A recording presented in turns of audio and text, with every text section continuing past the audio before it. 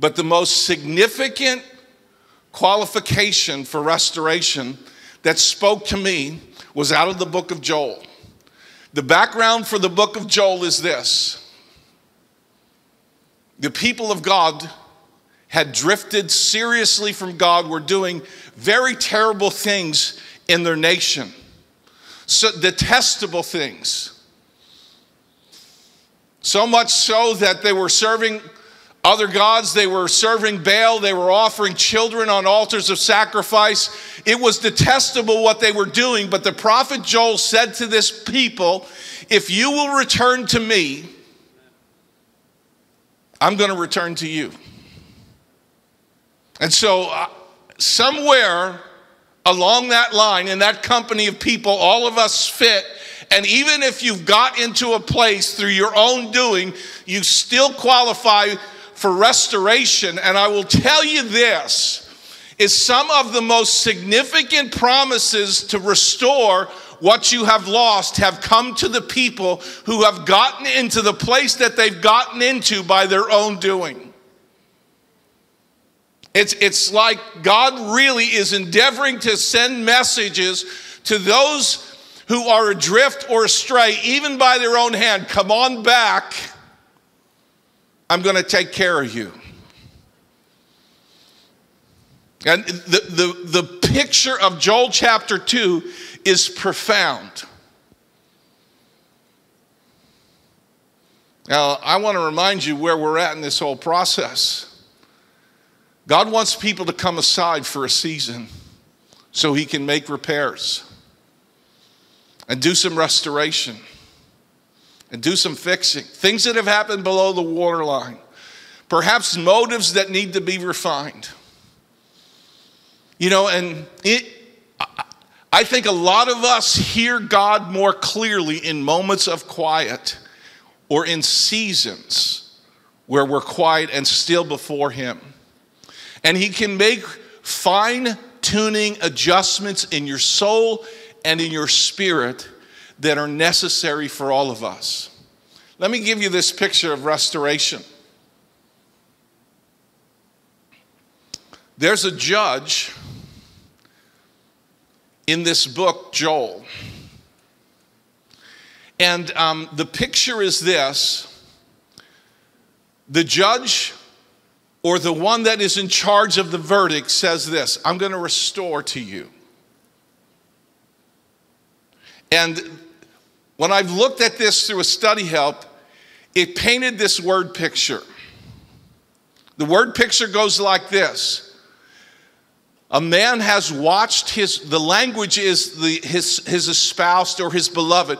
He has watched his beloved be defiled, and he is watching his wife taken advantage of, and the judge rises from his judgment seat and speaks to the one who has caused the loss and says, I'm going to restore to you.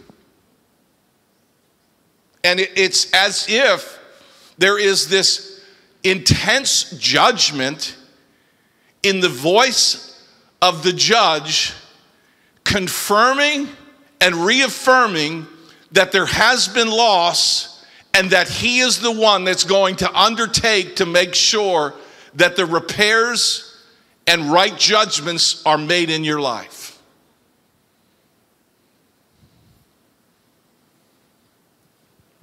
I don't know about you, but sometimes I have felt in life like I have been in neutral.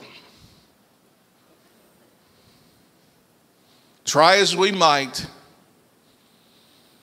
efforts made, it seems like there have been years of no progress. Or years of setback. That this is what the book of Joel says. This is what the prophet says. I'm going to restore to you lost years.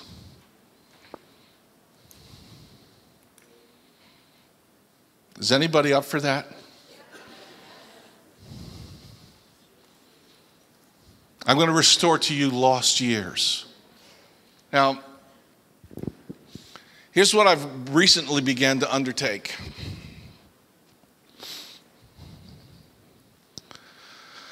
I've looked at this thing that Andy referenced, it's time. And time that has been lost. Or seemingly where there's no progress. And if I were to talk to God and say, it's like, I'm not getting any younger. And it seems like some of those promises that still are there over my life, there's actually not been any progress towards seeing the fulfillment of these things. It seems like we've just lost ground. But I do believe in the heart of God, there comes a place where he puts a line in the sand and he announces as the righteous judge, no more loss.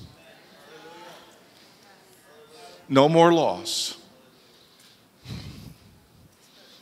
Any candidates for that? No more loss. As a matter of fact, I'm going to restore to you years that you've lost. Years. Now, and the language that's used is the agricultural assessment of what should have happened in year one when the palmer worm came around and ate the harvest. Now, I just happen to believe that there are angelic forces in heaven that are assigned to observe the loss that you had. And I do believe that somehow it's really calculated, because when Job gets back everything, what the scriptures say is that he got back twice as much as what we had. Somebody had to be calculating all of that. And I don't believe it's just some nice phrase. I believe that Job got back twice what he lost. I do believe that there was a point in time where God came to and said to Job, okay, it's that season is over, and the pain that you have been through has been long enough and hard enough in your life that it has altered your personality, and you now are more in conformity to what I wanted to see happen in your life. You have been reshaped to the place and to the point that I wanted you to reshape. And now I can begin to give back what you have lost and remove the pain of what you have been through. There are clear illustrations of this in the scriptures where people like Joseph have gone through excruciatingly, agonizingly painful rejection, and he comes to a place where the prison doors are open. He has his own children, and the names of his kids really meant a lot. I caused you to be fruitful in the land of your affliction. And I like this part. I've caused you to forget. Oh. This is the promise to the wounded warriors. This is the hope for the wounded warriors. This is the destiny for the wounded warriors. God's not in the process of just simply watching over the pain that you have been through. There comes a time, a point in your life where God says, enough is enough, and the righteous judge arises, and he's going to repair and restore what is needed to be repaired and restored. And you come out of that place a whole lot more equipped to do what you were called to do. As a matter of fact, you're finally ready to do what he wants you to do.